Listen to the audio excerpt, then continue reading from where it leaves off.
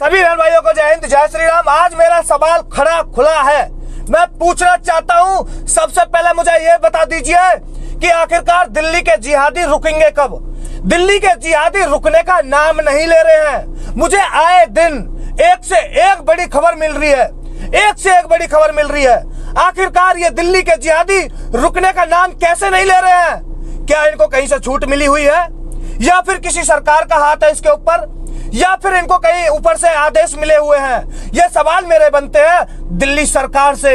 आखिरकार ये जिहादी दिल्ली के अंदर लगातार जिस तरीके से हिंदू परिवारों पे हमला कर रहे हैं, ये रुकने का नाम नहीं ले रहे हैं। आखिरकार क्या समझूं कि सिस्टम में कमी है, दिल्ली की सरकार की सिस्टम में कमी है? ये खुला समझना पड़ेगा।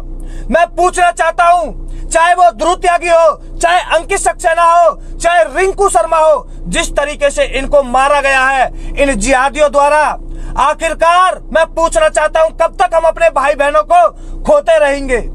आखिरकार कब तक दिल्ली बर्दाश्त करता रहेगा? आखिरकार दिल्ली कब तक सहन करेगा? और देश की राजधानी है दिल्ली, आप सबको पता है दोस्तों। जब देश की राजधानी दिल्ली के अंदर इस तरीके से लगातार क्राइम हो रहे हैं, आखिरकार ये रुकने का नाम नहीं ले रहे हैं, तो क्या यह सरकार की नपुंसकता है, या फिर मैं समझूं कि मेरे हिंदुओं की कायरता है?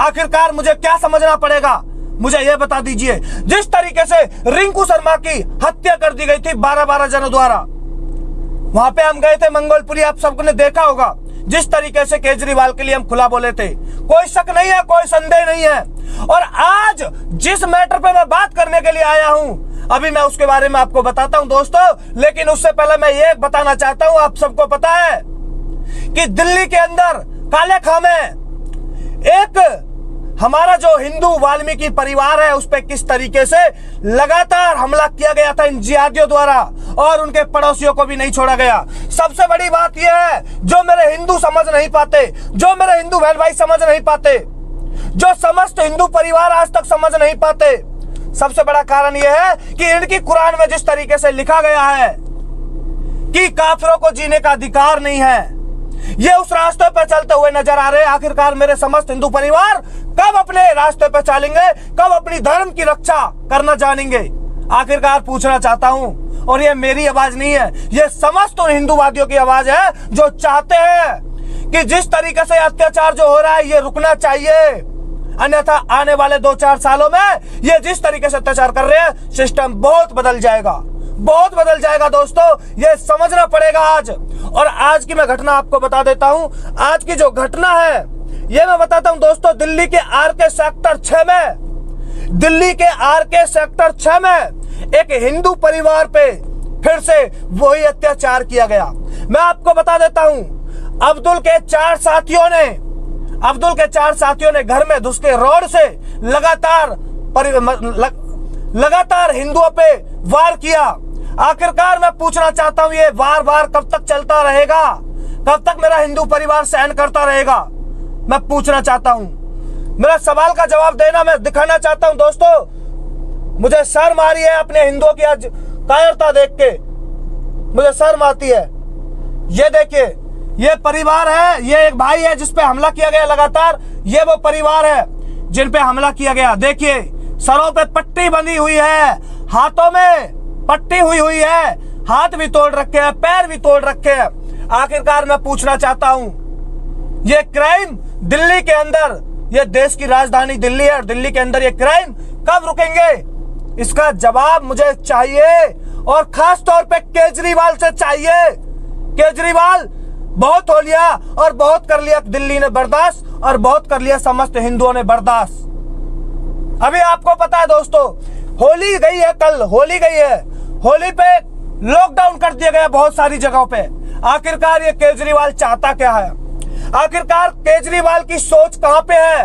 आखिरकार केजरीवाल किन से मिलकर क्या कार्य कर रहा है? ये दिल्ली के समस्त हिंदू परिवारों को समझना पड़ेगा, समझना पड़ेगा।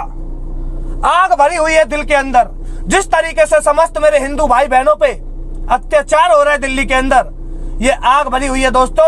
आखिरकार ये आग अब ठंडी नहीं होनी चाहिए। मैं पूछना चाहता हूं, मैं कहना चाहता हूं, जिस तरीके से लगातार हमलों पे हमला किया जा रहा है, एक दिन उग के नहीं जाता, वहां से खबर मिल जाती है, वहां से खबर मिल जाती है। ये खबर कब तक मिलती रहेगी? कब तक हम लोग बर्दाश्त करेंगे? मैं पूछना चाहता हूं एक और बात, मैं ये पूछना चाहता हूं, अभी आप सबको पता है काले खामे वाल्मीकि हिंदू परिवार पे हमला किया गया, समस्त हिंदुओं पे हमला किया गया। आप सबको पता है कि जितने भी उनके अड़ोसी पड़ोसी थे उस परिवार के, उन पे भी लगातार पथराव हुआ। मैं पूछना चाहता हूं जो भीम आर्मी के बड़े बड़े कार्यकर्ता हैं, जो अपने आप को बहुत कुछ मानते हैं, जो आसिफ के घर पे चले जाते हैं न्याय दिलाने के लिए, मैं पूछना चाहता हूं आखिरकार मेरे हिंदू वाल्मीकि परिवार के घर पे क्यों नहीं पहुंचे अभी तक? क्यों नहीं फटके अभी तक? ये राजनीति नहीं है तो क्या है? और ये मेरे हिंदू परिवारों को समझना पड़ेगा। मैं पूछना चाहता हूं अभी वाल्मीकि हिंदू परिवार के घर पे वो लोग नहीं पहुंचे जो जय भीम और जय मीम का नारा एक साथ लगाते हैं। और दूसरी बात दोस्तों आपको बताना चाहता हूं, अभी बेगमपुर में, आपको पता ही है, बेगमपुर में एक बेटी, मैं कहना नहीं चाहता पर कहना पड़ेगा मुझे उन लोगों के लिए जो जय भीम और जय मीम का नारा साथ लेके चलते हैं, मुझे कहना पड़ेगा। मैं नहीं कहना चाहता, मैं कह रहा हूं इसलिए कि वो दलित समाज की एक बेटी, ये घटना मैं बता रहा हूं दिल्ली के अंदर बेगमपुर, और बेगमपुर में उस दलित समाज की बेटी की दिन दहाड़े हत्या कर दी हथौड़ा से, और नाम वही जिहादी फरार हो गया। लेकिन अभी तक जय भीम और जय मीम का नारे लगाने वाले, राजनीति करने वाले वो लोग एक भी नजर नहीं आया मुझे वहां पे। क्या आपने देखा? नहीं देखा। लेकिन एक चोर आसिफ जो मंदिर के अंदर, जो डासना मंदिर के अंदर जो गलत हरकत करने के लिए गया था, उसमें 2 थप्पड़ क्या मार दिए, उसके घर पे भीड़ लगा दी गई, जय भीम और जय मीम की भीड़ लगा दी गई। आखिरकार ये दोगलापन कब तक?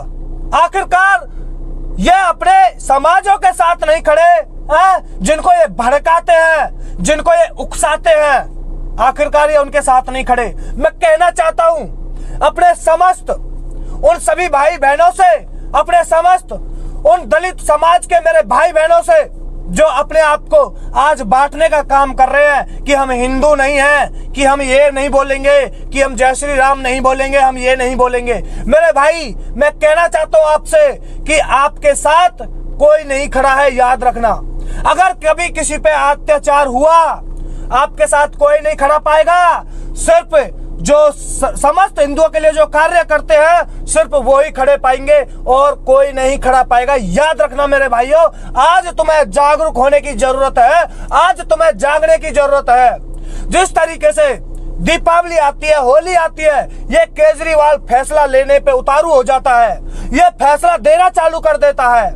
मैं पूछना चाहता हूं, समस्त हिंदुओं के लिए ये फैसला आता है क्या? कभी और किसी जिहादी के लिए भी फैसला आता है? नहीं आता है।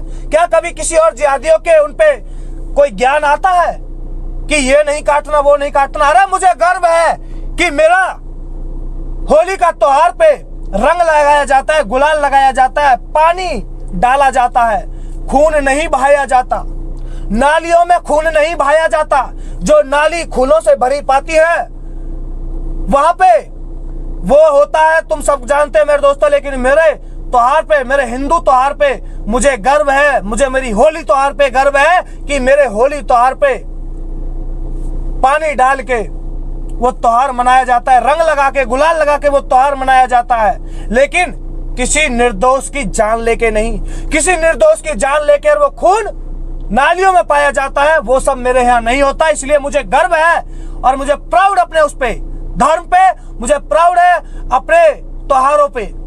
दोस्तों मैं पूछना चाहता हूं, मैं कहना चाहता हूं, ये आग लगी हुई है सीने में कि जिस तरीके से मुझे लगातार देखने को मिल रहा है कि दिल्ली में कभी उस कोने से घटना आ रही है, कभी उस कोने से घटना आ रही है। आखिरकार कब तक सहन करेंगे मेरे भाई? कब तक? क्या तुम्हारा खून पानी हो चुका है? मैं पूछना चाहता हूं, क्या तुम ये वेट कर रहे हो, इस दिन का इंतजार कर रहे हो कि कब तुम्हारे ऊपर आएगा? ये इंतजार कर रहे हो?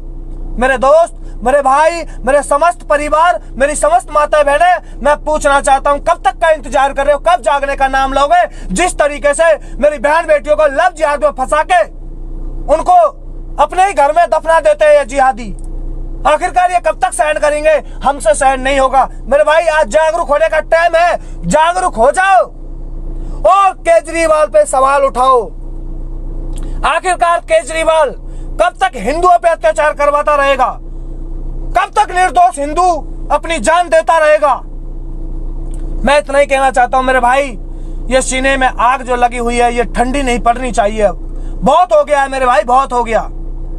जितने भी मेरे भाई बहन जो देख रहे हैं, ज्यादा से ज्यादा ग्रुप होंगे आपके पास, व्हाट्सएप के होंगे, फेसबुक के होंगे, जहां जहां पे हैं वहां तक पहुंचाओ। ये आवाज दबनी नहीं चाहिए।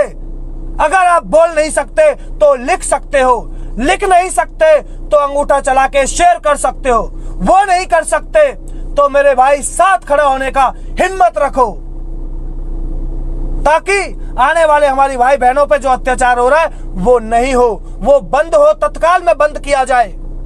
और केजरीवाल से फिर कहना चाहता हूं, केजरीवाल जल्द से जल्द फैसला ले।